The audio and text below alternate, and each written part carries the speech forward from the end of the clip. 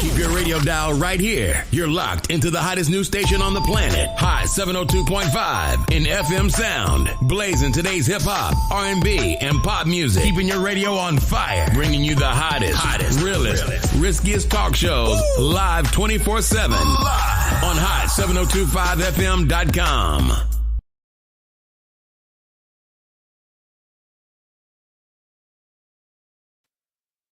Yes, sir. Welcome. Yabba dabba doo. Good people. Welcome to the best hour of your week, the Comedy Cypher, man. Another dope show in store. I am joined by the best owner, engineer, fly girl extraordinaire, homegirl Big E on the boards. I got a great lineup for y'all today.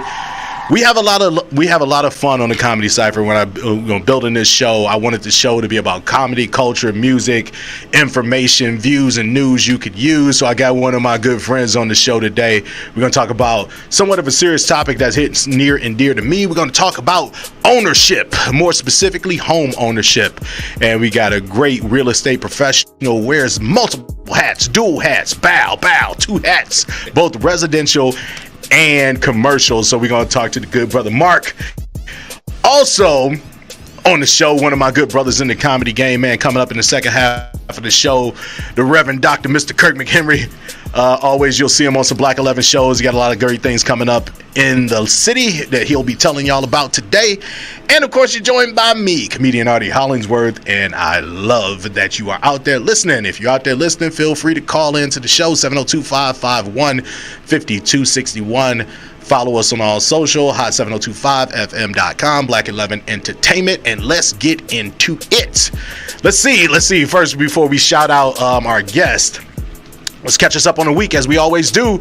Congratulatories going out to the world champion, two-time world champions, you little Las Vegas Aces. Yes, sir. A'ja Wilson did her thing. Listen, I'm a basketball fan. Used to coach basketball. Won a couple championships out there. Y'all go ahead and do your research. But I saw a player play the most intelligent basketball game I've ever seen in the history of me watching basketball. Early on in the game, if you were watching it, she picked up, this is a closeout game on the road. She picked up two early fouls, which I thought was a couple of, at least one of them was a little ticky-tack, a little touch for the time and the score and the magnitude of the game. But anyway, to still maintain her level of aggressiveness as a defensive anchor for the Las Vegas Aces, to still maintain her level of aggressiveness as a primary scorer, down two starters, and ball out the way she did, homegirl earned that championship. So round of applause for A'ja Wilson and the Las Vegas Aces, man. So proud to call y'all the home team. Appreciate you ladies and your effort on the court, and they know how to celebrate. They came with the boombox, LL Cool J style, looking sweaty like a Spike Lee movie, and they was just celebrating. So shout out to the Aces, man. What's up? We got Michigan State today.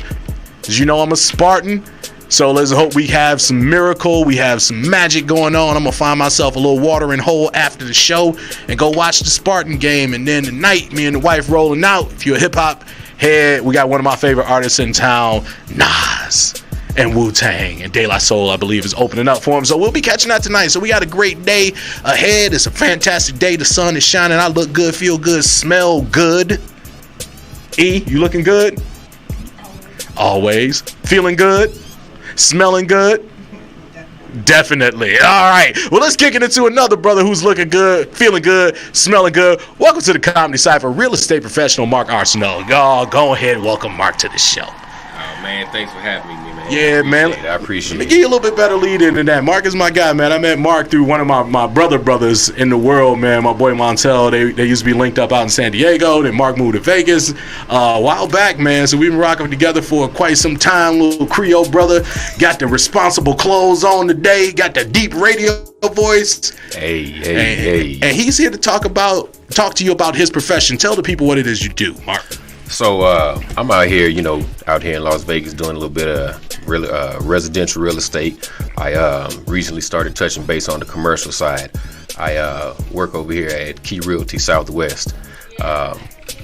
So we're actually a branch off. A lot of people always ask, who we are, where we are, but we're actually we're not a branch. I'm sorry, I say we're a branch. We're actually our own entity off of it.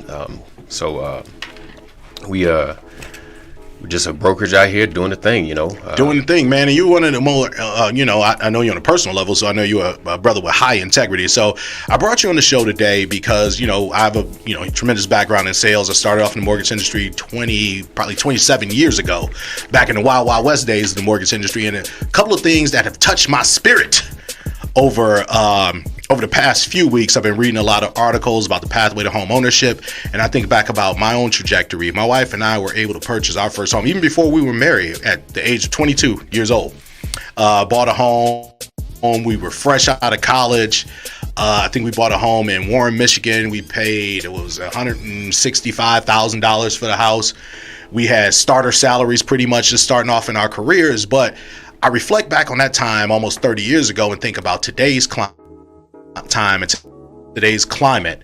And I think about the importance of home ownership. I think about the importance of wealth building, with home ownership being a central piece of that.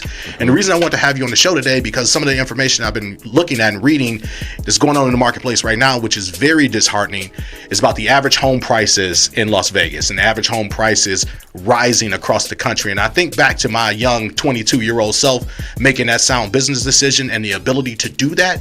And I think about the 22-year-old now who's looking at the current marketplace, the landscape, and they like, oh shit. Yeah. I will never be able to reach that with things are being the way they are. So I want to, I queue that up for you to give me your reflection and your thoughts on that. And then I really want to get into the weeds. We're going to do a 2-part episode on this. This topic is so important. It's so near and dear to my heart, about ownership, about the process of wealth building, especially as an African American. This is the crown jewel in your quest for wealth building, which is real estate. So we're going to really get into it and give this topic the time and attention that it warrants here on the Comedy Show this week, and then catch us for part 2 next week. So I know I gave you a lot. I wanted to queue up a lot of things, but I'm going to turn it over to you for your reflection on that, Mark. All right. So kind of how you said, the average home price. So today's market, we're looking at average home prices at like $480,000. Which is significantly a lot compared to what people paid in the past. We currently are looking at about a 3-month supply of homes on the market. So one big thing I've always told people is what overrides prices and rates is supply and demand. Oh, absolutely. So, with us having a low inventory, people driving those prices. Yeah, exactly. So these prices are going to keep going up as people are supply and demand. They want to demand these houses. They need them. People aren't really inclined to sell their homes because they got such great rates in the past and such a low mortgage. They're not inclined to sell their house. Where are they going to go? Right. So with the rates being so high, the other thing on the other side is it's hard for people to purchase homes at these higher prices and high rates. It's not that people can't afford a home. Right. Who wants to spend $3,500 or $4,500 on a mortgage? Absolutely. So, you touched on a great topic, and I got a little exercise. Let me see if I can get these up in the camera. We got a little delay. Get these up in the camera. I brought a bag of pennies, 100 pennies. Because I used to work on the brokerage side, man, and I help people finance their homes, all right? So my baby Cameron, who's a National Honor Society member, counted out 100 pennies for us, all right? So we're going to dump these out on the table. And since we got our real estate pro here, we're going to go through a little exercise. Go ahead and dump those out on the table. Good, sir. Because I believe, I'm a former college professor, so I believe in visual aids. I love the power of PowerPoint to visually tell a story that impacts learning. So let's talk about the financing of a home, all right? Because that's pretty much the major hurdle, is the financing of the home. Who got $480,000 just laying around, unless you formerly was a drug dealer like E over here flipping bricks, all right? So for the most part, the working stiff, if the average Joe, the young couple out there, I was joking the other night, I was like, some of y'all gonna have to embrace polyamory to goddamn cause a house when it's too large. You gonna have to get another chick. Hey, I'm just tell you the truth. You better find somebody to love that got good credit. All right. So let's say, for instance, we're going about all the budgetary shit that they teach you, right? What's the first thing? You went to college. What's the first thing they tell you about budgeting? What should you do? What should you do when you get your paycheck? This is 100 pennies represents $1. All right. And let's equate that dollar to your take home. So we can break these things down on a percentage basis so you guys can visually see how this shit goes. All right. And how bleak for some folks this is. So let's say 100 pennies represents your take home. That's $1. First thing they tell you financially is to pay yourself what? first. Give me a percentage, E, of your take home, all right, that you should pay yourself first. What do you think? 30%. You want to say 30%? All right, E, count out 30 pennies for me, my brother. I agree. 30 pennies. You want to pay yourself first, 30%. I personally think that's a little bit high, and you're going to find out why here in a second. 30% of your take home. This is after Uncle Sam has already reached into his pocket. Oh, you didn't say that. I said that. I said this represents your take home. Okay. Yeah, this is net. This ain't gross. This is net. You want to change your percentage? 20. So let's 20. Yeah, let's go 20%, which I still think is a tad high. Count out 20 pennies for me. Because we're going to put some realistic numbers to this shit. This is what we're talking about, the home buying process.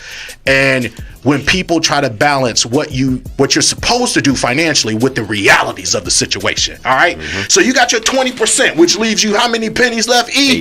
80 pennies left. So we're going to turn to our real estate professional now here, Mr. Arsenal. When you get pre-qualified for a mortgage, they're pre-qualifying you at what percentage of your income?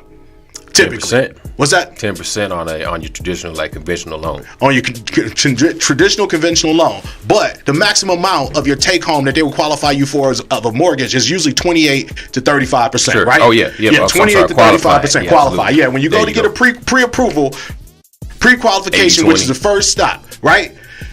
30, let's say 30%. Let's keep it fair. Somewhere between 28 and 35%. Go ahead, count out 30 more pennies from our stack. E, you keeping math over there for us? All right, we counted out 20% for savings. We counted out 30% for our mortgage, which is our biggest expense monthly. All right, second biggest expense. I know, E, you always stay in flies. You spend a lot of money on clothes and appearance and whatnot. But what's your second biggest, or for typical households, what's their second largest expense? After housing? Food, I'm sure. Food, transportation, utilities, right? Personal expenses. Let's go transportation, because again, to afford this home, you got to get your ass back and forth to work. So out of your take home, what percentage of your take home should your car payment be monthly? You pay for it, cash. E, you a statistical anomaly because you flipping bricks. All right, Mark, for the regular working Joe with a car payment, what do you think the percentage of their car payment is of their take home on a monthly basis? Because we can break this down and use these pennies and get some percentages. Just the car? Just the car. Just the car, I'd probably say a good,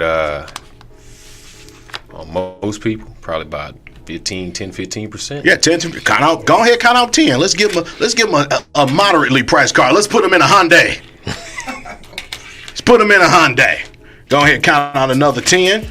All right. Now you get your ass back and forth to work. You got a place to live, but guess what? You hungry like a motherfucker. All right.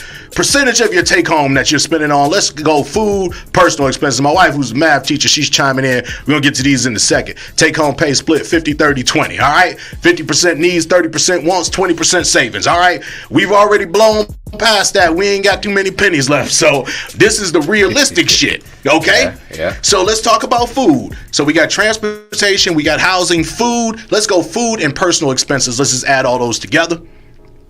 Of your take home, food, personal expenses, Netflix. Let's go ahead and throw all of that deep. Going out. That's deep. Entertainment budget. What you think? On average, I'd probably say people spend about 50% of that paycheck. 50% of their paycheck on that. So let's let them only go out once a week. All right, they got a boo thing they can curl up. Hey, with. we in Vegas. Yeah, man. yeah. People spend 50%. Oh, yo, we getting there. We getting to the how harsh this shit is. Go ahead, count out. Let's say 30 pennies, all right? That's food, that's personal expenses, that's dining, entertainment, all of that good stuff. I think we probably need to count out more pennies than that, because we're being a little conservative over here. But guess what? We haven't done yet. We ain't paid a utility bill yet. It's dark as hell in that house. Hey, electricity bills going up. Let's talk about the AC. Y'all sweaty like a Spike Lee movie. Go ahead, rake them other pennies over there.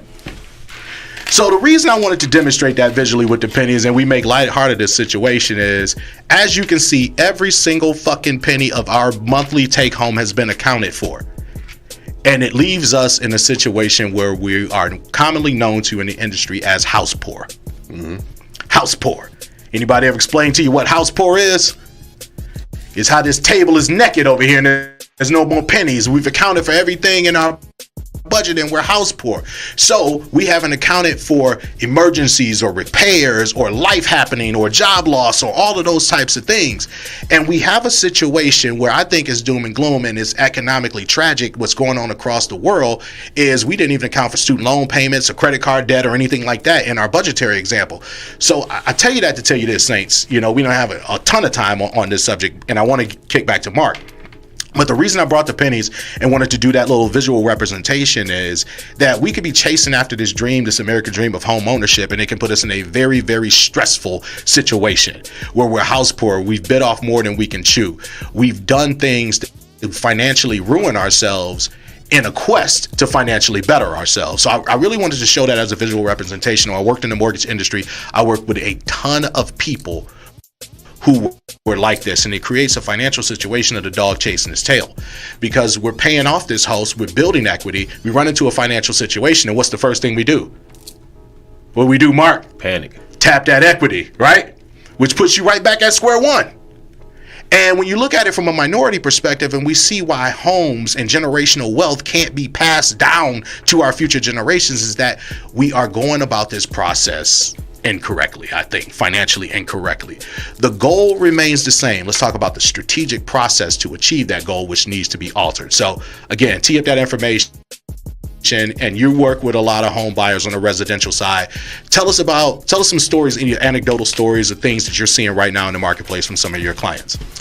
So right now, I would just kind of what you were saying. One of the biggest issues in today's market is down payments. People don't have that money, like you said, these pennies. They don't have any money to put aside to do anything like that. Right. They don't have money to invest. They don't have money to purchase a home.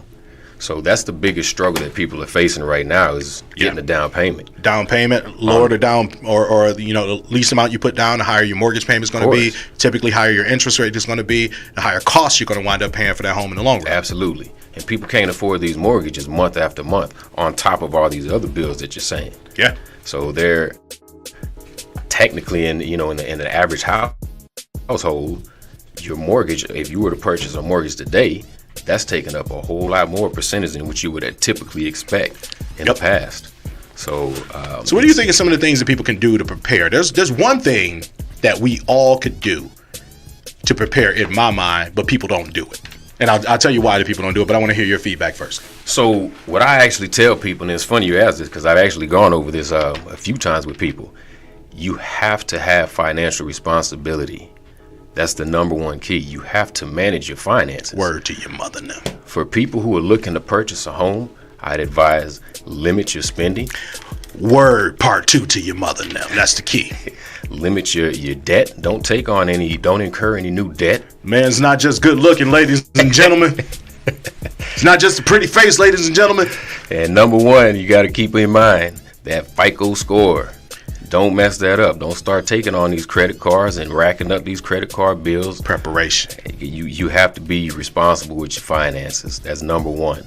Don't go out and buy that car. Wait. That car can wait. Yep. So, you have to balance those needs and wants. And from my time in the mortgage industry, I think here's one of the fundamental mistakes that people make. It's right there in that pre-qualification process. You have to understand buyer, customer, understand the role that you're playing.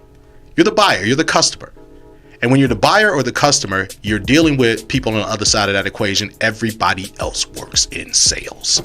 That person at the bank that's going to shake your hand and pass you that pre-qualification is a salesman.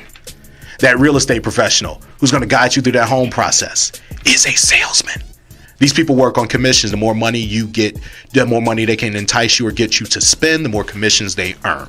Let's just call a spade and see and recognize the situation being is what it is. So you have to, as Mark said, bars, monitor your financial stances, and you have to be on top of your financial P's and Q's. The number one thing you can do when you go and get that pre-qualification letter and they calculate your pre-qualification, let's say for instance at 35% of your take-home income, and you're scared shitless about being house poor as we just described with the pennies, spend 28%.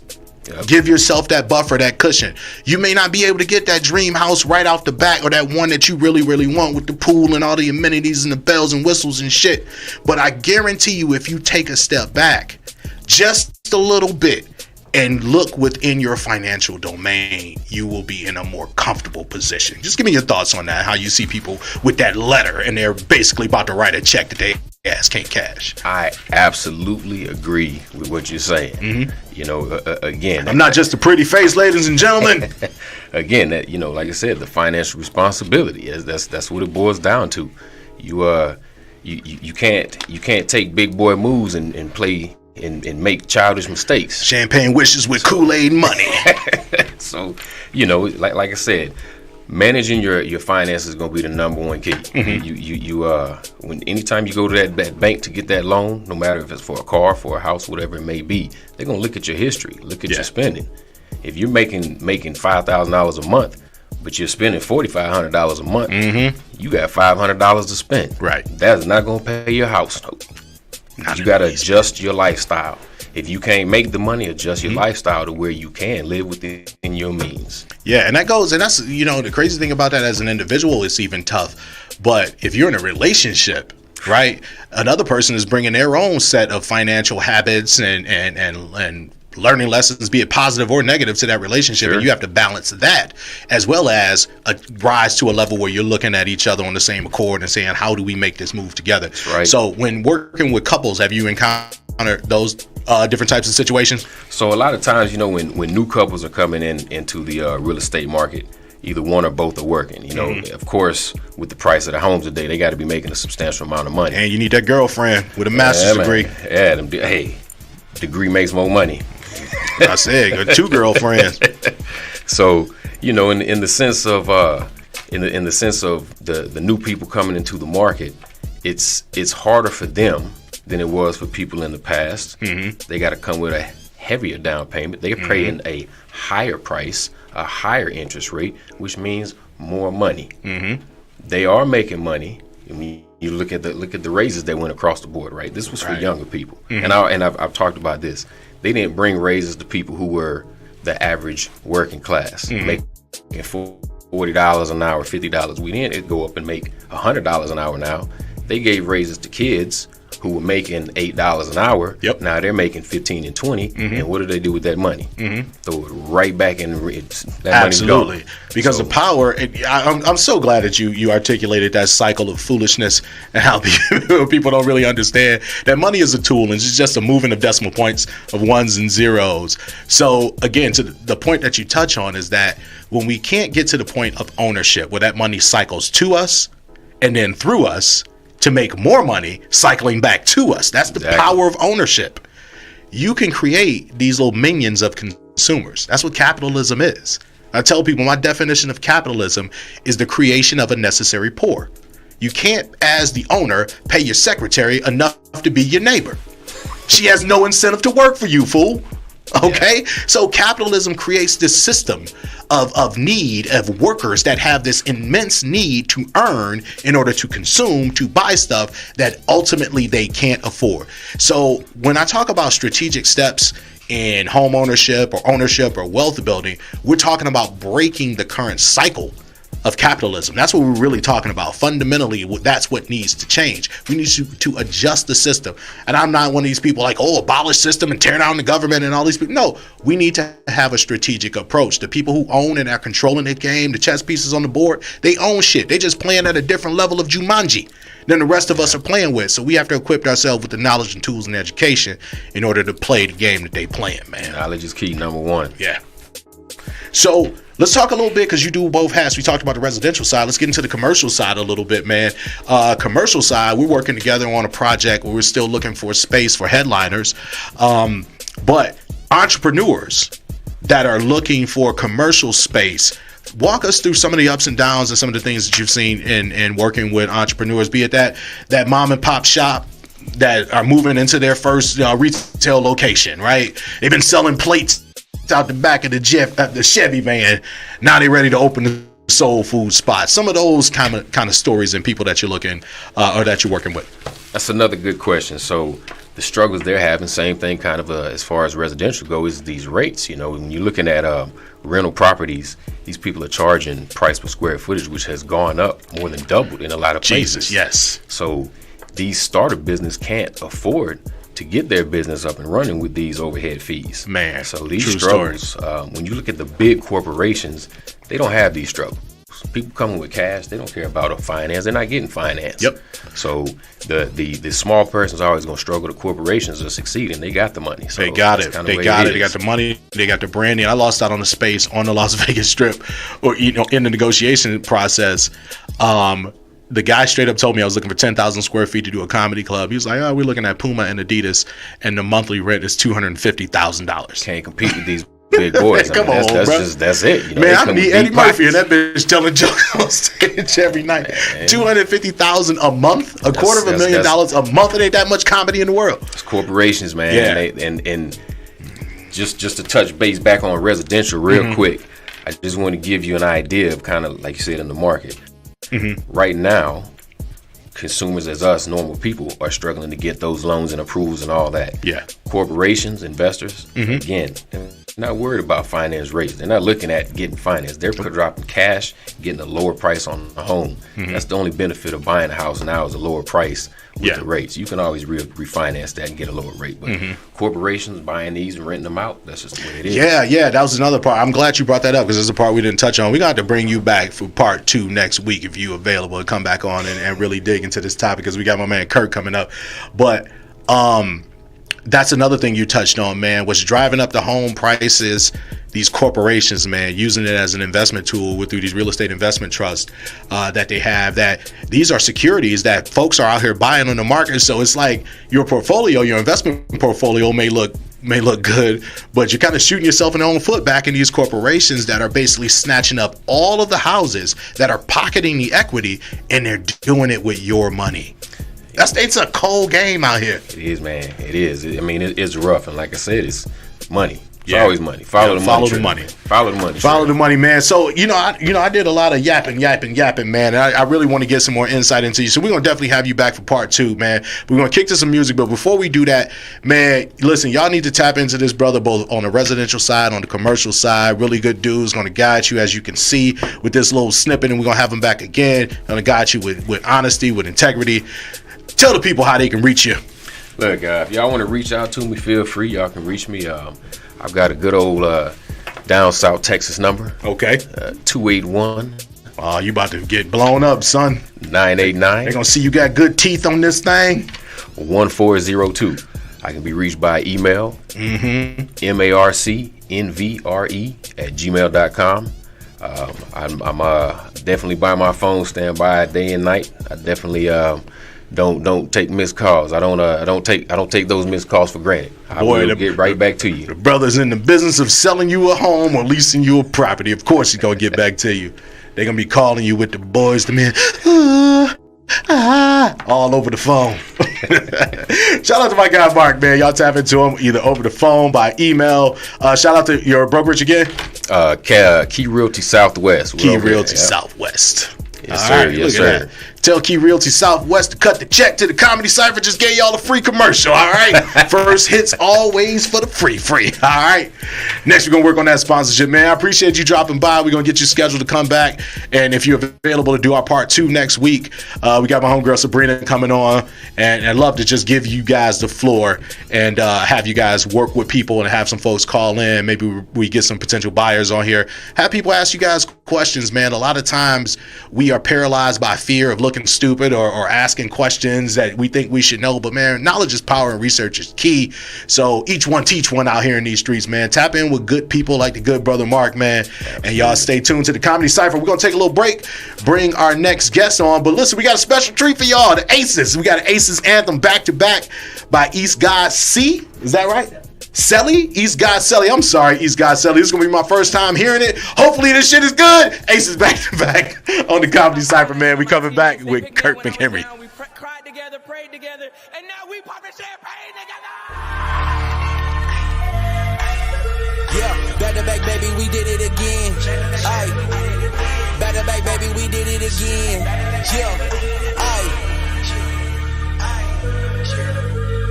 Back to back, baby, we did it again. Put it on for the city of sin. Went to New York and got us a win. Back to back, yeah, we did it again. Back to back, baby, we did it again. Back to back, baby, we did it again. Back to back, baby, we did it again. Every cause you know we all in. I count us out. They better count us in. We from the city of sin. And all we do is win.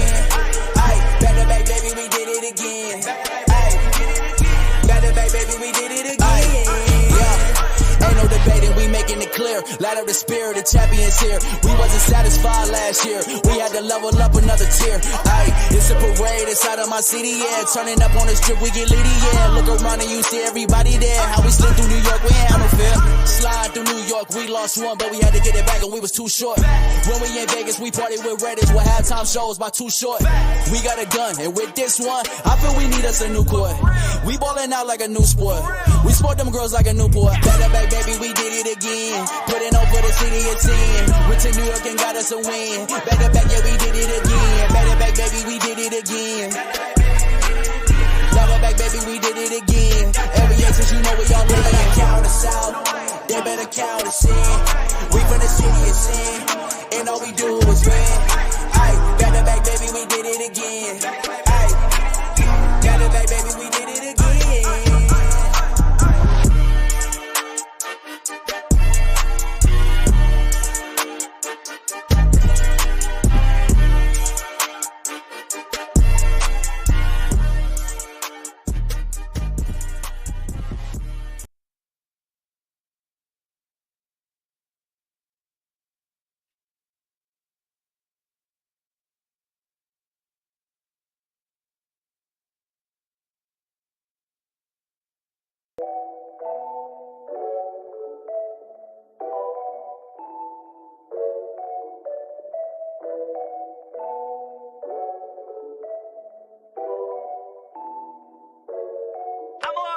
Fairy tales don't grow up on the west side. We don't dream the dreams you see on screens.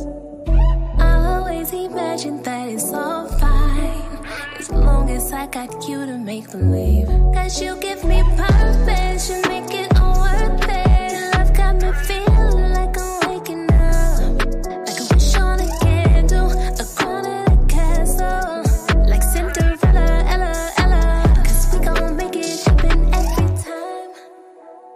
You gon' find them slippers in my Welcome back. Part 2 of the Comedy Cypher. Did y'all like that? The Aces take on that kind of went a little hard, as the young folks say. I like that. By East God Sealy, Miss Sealy, Selly, East God Selly, East God Selly. It's always curious to me how people come up with rap names. Like when you just sitting around one day was like East, cause I was in the East, and God, cause I love me some God, and Selly, cause I'm on the phone. Like how does that come together? E, if you had a rap name, what would it be? Fine ass. Fine ass? Fine ass. That's my first name. Oh, fine ass E. That would be your rap name. Hey, ladies and gentlemen, Fine ass E. It'd just be fine ass. Fine ass. You be right there with Sexy Red. No, I'll be right there with me because I'm fine ass. Okay, all right, fine ass. Welcoming our next guest with me and old fine ass in the studio. Man, one of the good brothers in the comedy game, man. Happy to have him on the Comedy Cypher. Happy to catch up with him, catch him this week. Show a lot of love out there for Mr. Kirk McHenry, y'all. Hey, what's going on, Ardie, man? Good to be here. Man, thank you for coming on, man. If you had a rap name, what would it be? After that, probably MC Humble or something. MC Humble, fine ass MC Humble. That. I was like, man, she's MC Fine Ass. MC Fine Ass, yeah. You know, that was a little narcissistic in there, wasn't it? Like, man. And then she just gave us the Jordan shrug. Like, yeah. What else I'm supposed to say? Man, welcome to the show, man. One of the funniest brothers in the comedy scene and good, genuine brother in the comedy scene. There's a lot of funny dirtbags out there, but a lot of funny motherfuckers that you really wouldn't even, have a conversation with. But good brother in the comedy scene, man. Tell us about your background, how long you've been in the comedy for those that don't know you. Oh, man. Born and raised in East Oakland. This is my 26th year in the comedy game, man. Been around for a minute, having a ball. Still can't believe they pay me to do what I do. Man, round of applause for being from Oakland and living 26 years. Hey. Man, I just got from the east side of Detroit, back. So I know how it goes. Oh yeah, so you know, yeah. I just got back from Oakland. Made it. Ooh, man, won't he do it? Won't he do it? Yes, he will. Man, East Oakland, man. Tell me about some comedy highlights coming up. 26 years, man. You probably got some hell of stories. I mean, the people that embraced me in the comedy game, Linnell is like a big sister. She used to host the workout room where I got started. On Monday nights, we used to do this little bar, Dorsey's Locker. And just some of the talent that came through there, man. Linnell, Daniel Dugar, John Austin, Dennis Gaxiola, who's on the Latin Kings of Comedy tour. Nima Williams, who was touring with Cedric the Entertainer at one time. Just a whole lot of talent, man. That came. It's funny, those historic cities, man. I'm from Detroit, and you just look at all those Detroit, Chicago, Oakland, man, San Francisco, like New York. Those, you know, Martini Harris, Tony Roberts. Man, Tony Roberts. Yeah, you just got so many. Ardie Hollingsworth. Shit. You just got so many, you know, so much talent, you know, in those highly densely populated areas, man. Yeah. So you out here in Vegas now? Is Vegas your home base? Yeah, I've been out here for 3 years now, man. Okay. I love it out here, man. Loving the Vegas scene. Tell us about your overall impressions of the Vegas comedy scene versus some of the other scenes that you worked in. You know what? I think Vegas, after being out here for 3 years now, man, I think that a lot of people are sleeping on the Vegas scene. It's a lot of really funny, really talented people out here, man. There was a lot of people that I knew when I got here that I worked with, you know, coming up here working prior to moving here, and then there were a lot of people that I knew that had already moved here, but then some of the people like yourself, Carlos Anthony, guys that I didn't know that I met when I got here, and I'm just like, whoa, I'm like, these dudes are funny, man. These dudes are talented. So I think Vegas comedy scene is a lot better than people are giving it credit for. Oh yeah. We got some up and comers, some killers on the scene, man. And what the other thing that I admire, we got hard workers. Oh yeah. On this scene, we got people that really put that grind in, really put that work in, and is really trying to perfect their stage performance and their craft, man. Yep. So moving on to about yourself, man. What's on the docket for you, man? What's the next big moves you got coming up? I'm at Jimmy Kimmel's Thursday. My man Jay Reed's show. Comedy Cocktails. Yes, I got that Thursday. And then I'm next day I'm in Bakersfield, headlining the Well comedy pal, whatever they call it. I can't think of the name of it. The Well. Yeah, I just opened for a Motown review last night, man, and I was just incredible. Temptations and incredible, man. These people. They were so talented. I was like, man, I felt like I didn't really do nothing. I was just up here talking. These people singing and dancing and fake David Ruffin doing lines of cocaine. They had a dude doing David Ruffin last night. I swear he sang one song. He sounded exactly like David Ruffin. That's what's up. You got to put me on what this Motown review is, man. I gotta go check that out, man. Definitely. My city. My kids don't like my old school music, man. I'm raising kids. I be turning on Soul Town and listening to shit that I listened to with my mom and them growing up because we had AM radio. Dude, this new, if it ain't old school, I can't listen to it, man. Me too, man. I can't do it. I'm old school. I pulled up on you one day. Let me tell you how old school this brother is. Pulled up on him at a show one day. He was rocking some Theodores. That's right. I thought this brother stepped out the time machine. He has some Theodores. That's the old school dope dealer shoe. Dope man shoe, man. Next you gonna bring in some Lottos. I got on some shell toes. You got shell toes on. Come on, man. I love a brother that found his style in the 80s and said, fuck it, this is it. Dude, if you talk about somebody setting their ways, I'm about to bring back cross colors in a minute. Oh, brother. We need more. I don't like these new school dudes. I don't like their jeans got too tight and their brains got too stupid. That's what it is, man. This is like, man, I'm afraid of the future. It looks bleak. Yeah. I'm telling you, some of these young people out here, man. Young people are stupid, man. They are stupid. It's funny because I'm 50, man, and I used to think it's funny because I thought 50 was so old when I was young.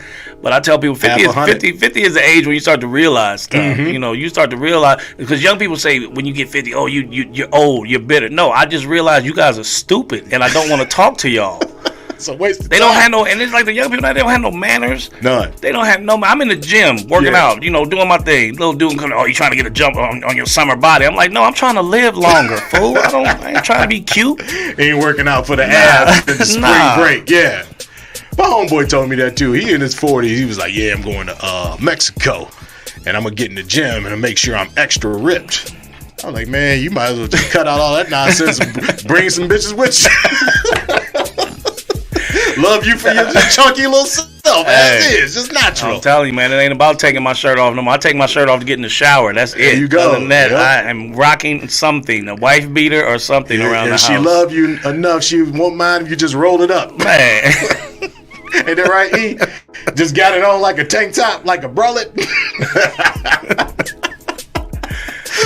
He said, hell no. You want some 6-pack abs? Man. That's what you want? Little washboard abs? Mm-hmm. Go ahead with your bad self. Nope. I like dad bods. I got a dad bod. Hey. You got a dad bod too under that shirt. I don't know what I got. I'm just happy to be alive. There you go. Happy to be ticking. Man.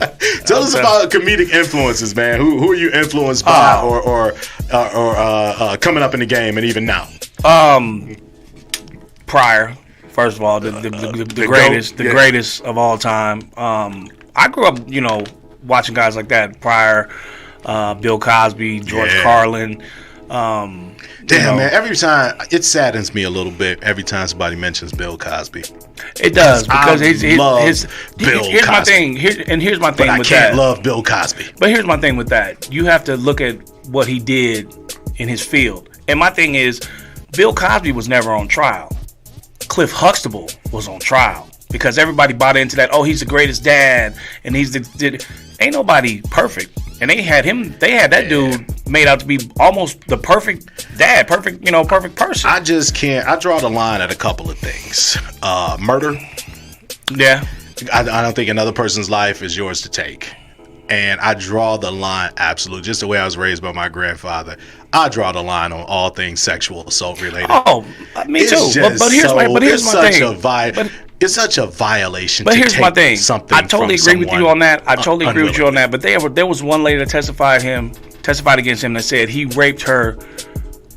What was it, for over a 7-year course? Oh yeah, how the hell did you get taking the Uber back over there? Thank you. How do you get raped for 7 years? No, I understand that. I'm coming from the standpoint of when you settle shit, and where there's smoke, there's fire. Yeah, so I 100% believe there was some jumper on or some bandwagon. Definitely. You just making up shit. No, you came there to donate the coochie willingly. Oh yeah, definitely. Yeah, you was trying to be Denise Huxtable on the Cosby Show. Your dumb ass didn't know the role was already taken. I think that what he did for comedy and what he did for black comedians and black actors and actors, great. He would easily be, him and Eddie Murphy, I think, would easily be on that Mount Rushmore of comedy, period, without that blemish on his record. I think that Bill Cosby is the greatest storyteller of all time. I think that no one, because we tell stories. Like I tell people, I don't know any jokes. Like to me, when people say tell me a joke, to me a joke is 3 men walking a bar, blah blah blah. That's a joke. I don't know any. I don't know, unless someone told me one. I tell stories, and I think that Bill Cosby was the greatest storyteller. Ever. My favorite comic is Eddie Murphy, and his best joke is the damn Bill Cosby joke where he did the Cosby impersonation of him doing the story. Eddie was, man, when Eddie came in the game, he just, to be that young and do what he did, man. So I say LeBron. he was definitely fucking LeBron of comedy. But other people that influenced me, man, just local. I don't like to call people local, but guys from Oakland that I worked with, like I said, Linnell, Dugar, 2 comics that passed away that I think, the world, it's unfortunate they didn't get to see him, a guy by the name of Dijon and another guy, older guy, Rip the Player. These dudes were incredible. Shout out to them. Shout out to them brothers, man. And then guys that I still look up to. Let's pause right there, man, because that's an interesting thing, and I just thought of that when you said that, man. Just about the beauty of comedy. You shouted out 2 dudes that are passed on, that are gone, but the light and legacy that they left on the world through their comedic interpretation and impersonation lives beyond their physical presence. That's some powerful shit. Yeah. I mean, it's like they say, it's not what they say when you hear, it's what they say when you're gone. Absolutely. And these guys, the fact that they took time to even help me. I mean, these guys were already established when I was getting started, and they still took time, made time to help me and show me what it really meant to be a comic. Because there are a lot of funny people out there, but being funny and being a stand-up comic is totally different. Like I can, anybody can go in the barbershop and make people laugh. Right. That's not hard. But take that same story and tell it in front of a crowd of 500 people that you've never met before and make them laugh. That don't come from that background, that experience, or even know that. Exactly. Yeah, there's a lot of nuance to comedy. That's why I always tell people there's an art and a science to comedy. Yes. Yeah, for sure, man. I'm glad we on the same page on that, man. That's why you're a good brother, man. I try, man. I people think that it's funny because I don't know. I think people get around me and they think that the way I come off on social media and stuff like that, people wait for me to slip up. and they think I'm gonna be a different way when I'm in private or something like that. Man, I'm me. Ain't that some shit? They know you from social media. I did all my dirt. I'm an open book. I tell people, man, I'm 12 years clean and sober. Well, I was just about to get into that. I'm glad you brought that up. Talk to people about that journey, man. That was one of the things I was hoping you get into in your time on the show today. You know man. what? I think it's powerful. I will talk about that till the day I die. I mean, God brought me through something that, when you, as comics, we know about things like depression, anxiety. I think a lot of us suffer from it, including myself. And yeah, absolutely. It got to a point where I didn't want to feel the pain of it no more, and I started self-medicating, and which only made it worse. And then, at one point, if I didn't make the choice that I made, it could have really gone left. Yeah, really gone left. And I tell people I never went to rehab. I never did anything like that. But I mean, I tell people what works for you works for you. What worked for you? I got on my knees one night and prayed. And I asked God if let's pause you right there. The comedy brain kicked in when you was like, I got on my knees one night and you talking about drug use. I was like, oh shit, Kirk, it's about to take a dark turn. No, never that. I had to get that one there. That was like a slight pause. I got on my knees one night.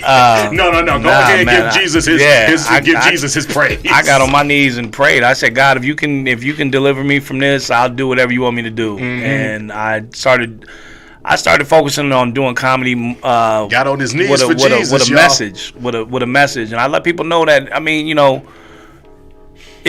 laughter is the best medicine for Absolutely, one. Laughter is the best medicine for one. But two, you got to stop thinking that you're the only person going through something. Everybody's going through something. It ain't nothing new under the sun. Applause button. It ain't nothing new under the sun. Hit that applause button. I'm a clap, man. You ain't the only monk going through something, man. But everybody wants to live that Facebook life, that social media life, and they only show the highlights. Right. They like my pastor said one time. He said everybody will show you the pictures from their trip, but they ain't gonna show you a picture of that credit card bill when they get home. You got that right. And they'll show you if they're out there scheming with a side chick. Yeah. They'll show you pictures of them solo on vacation, but they won't show you pictures of who took the picture. We gonna have a good time. Hey, you know what I try to tell young dudes, man, when that chick send you that picture of her, who took the picture, fool? Yeah, who took the picture? Dude, you can see her both arms, both legs. Who took the picture, fool? Oh, my homegirl. Yeah, exactly. Really? But no, I just try to make people understand, man, that, even though you may be going through something, sometimes you gotta laugh. You gotta laugh in life, man. Shout out to people, honestly. I'm glad you brought up the social media thing. We're gonna get into it at the time we got left. The social media thing, because people do think they know you from social media, or they think what you post is indicative of your persona. You probably see 3% of my life on social media, man. But one thing I like about your posts, man, you're always giving honor to God in your posts and social media posts, and you're always encouraging people to have a great day. Yeah. You're always spreading positivity. Like, we have a choice. We need when people more. share this ignorance and these memes and this dumb shit, you have a choice about pressing sin and putting that energy out there, being in the social media space or even in the universe. So talk on that. Why do you feel it's important to share those messages of positivity through your comedy and your social media presence? Because, like I said, everyone's going through something, but just like you said, you have a choice. You have a choice when you wake up in the morning. You cannot feel like getting up and doing what you have to do, but you have to make a choice. I'm gonna get up and do it, and not I'm gonna get up and do it. I'm gonna do it with a smile. Gratitude. I tell people, I go out of my way in the morning when I see people. I say, "Hey, how you doing? Good morning." People don't do that anymore. No. I had a person ask me one time, "Why do you?" I have a thing I do every day. I put that post up, and then whoever's birthday it is that pops up on the thing, I wish them happy birthday every day, no matter if I know the person or if I don't know the person. Right. And somebody asked me one time, "Why do you do that?" I said, "Because I may be the only person that wishes that person happy birthday." Word. And little things like that, you don't know how it's gonna affect somebody's day. It can take a person from having a negative day to having a positive day. Just saying someone took the time to say happy birthday to me. Yeah, acknowledge me, appreciate me. And just, man, we need more positive energy out hell there. Hell yeah. Challenge yourself to give out 10 compliments. We need more positive energy out there. Yeah, just dope compliments. When I came in and I saw E today, just hit her with a couple compliments. Probably undeserved, but I wanted to brighten her day. She probably didn't deserve it. But did it make your day better? She's nodding her head yes, ladies and gentlemen. Yes, it made her day better. Well, she said no. Oh, okay, all right. No more compliments for you. You on compliment strike. Back to my man Kirk, who appreciates compliments. Oh man, man, hell of a comic on stage, man. And one thing I like about your comedic style, the versatility of it. Like you said, you tell stories. You keep the crowd engaged, man. One of my favorite people to see work on stage, man. Thank you. Yeah. So, talk to me about your joke writing process. That's always fascinating to me when you either have an experience or live an experience or go through something in life and you're like, oh, this will be funny to articulate on stage. How do you go about crafting it? You know what? It's funny because when I first started, I used to write a lot more.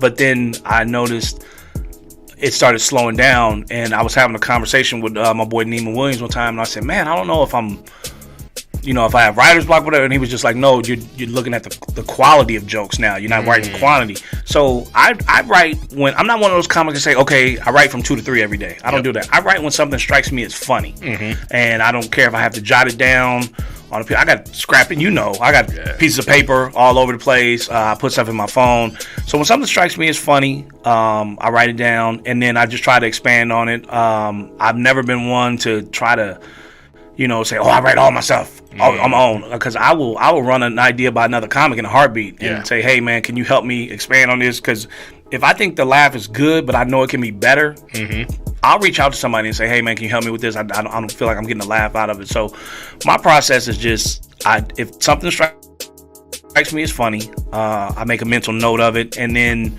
I like to talk about stuff that I know is just everyday life, man. That everybody is like when I was in the Bay just recently, gas is like almost $7 a gallon, and I'm just like, I was like, I got to talk about this. I was like, I know there's a lot of y'all back on the bus after all these years. You thought $7 a gallon, I'm moonwalking. I'm like, y'all thought you wasn't gonna be riding the bus in your 50s, but here you are. Because man, this gas so high in California. I'm like, man, you see what we did in the real estate segment with the pennies, man. Somebody talking about gas. You give somebody in California, in the Bay Area, a ride, and they give you $5, you will take them back where you picked them up from and be like, that ain't gonna get it. $5. Man, it used to be a time when you could be polite and just give people rides for the free. Man, now you be offended if they don't. Oh yeah, you try to be like, hey man, let me give you a little something. You be like, oh no, you be like, man, hey man, they try to get out without saying. You be like, hey brother, because they gonna hit you twice. It's gonna get good to them. Man, they be like, I can call Uber, I can call Kurt. He dropped off over here for free. Man. So no, I just write. I write when I feel like it, man. I write when I feel like it. I don't force myself to write. I feel like if I force myself, it ain't gonna be funny. Yeah, if you're forcing the process, it's not gonna come out robotic or something like that. Yeah, it's not gonna be fun. But at the end of the day, I tell people, do what works for you. You know what I'm saying? I had a comic ask me one time, do you write the whole joke out? And I said, sometimes I'll do that in the beginning, but then I can put like just one word that'll make me think of it. I said, but if that's what you have to do, man, do it. Do what works for you. Yeah, stylistically testing your material, I think, is, pacing. How you can pace a joke and you may speed it up or slow it down. Yep. And maybe have another tag or alter the punchline, or you think this is the punchline and it's just something else.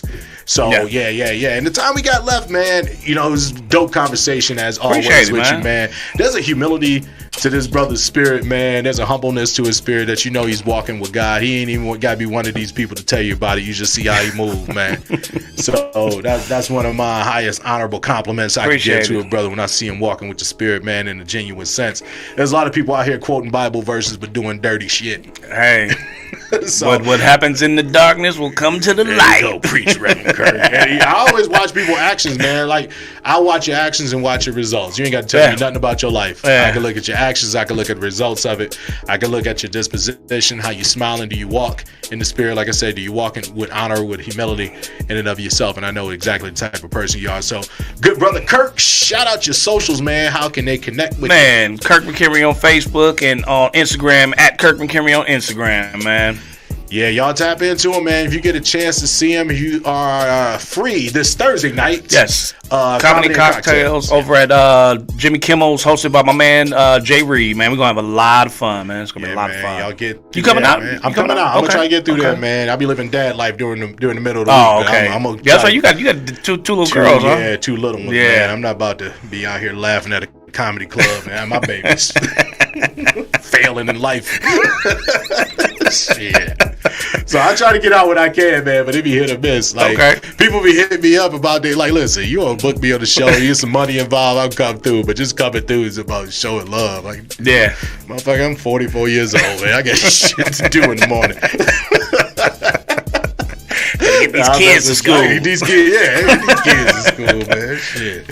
So, on that note, man, between me and you to you and yours, y'all have a great week, man. We'll see y'all back here next Saturday on the Comedy Cypher. More dope guests. We're going to finish that second half of our conversation on home ownership. Hopefully, we can get my man Mark back. Tap in with Mark. Tap in with Kurt. Tap in with Hot 7025, Black 11 Entertainment, and Big Homie E. See y'all next week.